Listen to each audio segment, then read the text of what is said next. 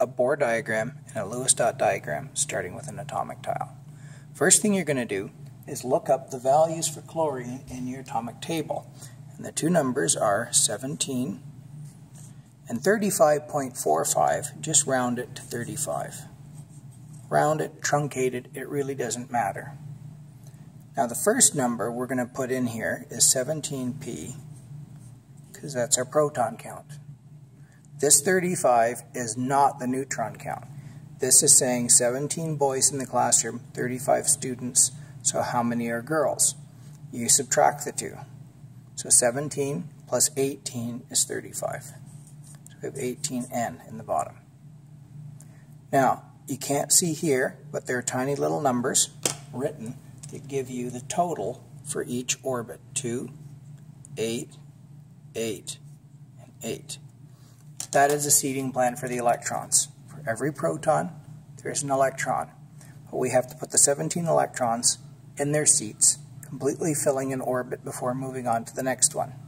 So the first orbit takes 2, then 8. Now we're at 10. We need 7 more. So our last orbit has 7.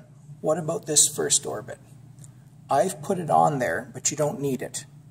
So it doesn't even exist. So if this causes you confusion, just white it out. It wasn't used, so chlorine only has 3 orbits. Now, what do we do for the Lewis dot? The last orbit is your valence shell. That's this one right here. So there are 7 valence electrons.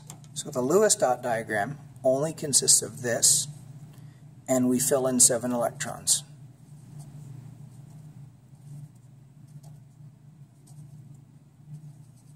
Leaving the last one blank.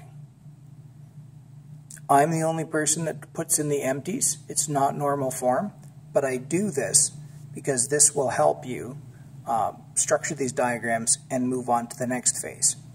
Now, what does this charge column mean? If you look under chlorine in your textbook, you will see at the top a little -1 in the top right corner, right up here. That's all you're going to put in there for now. Leave this last spot blank for later.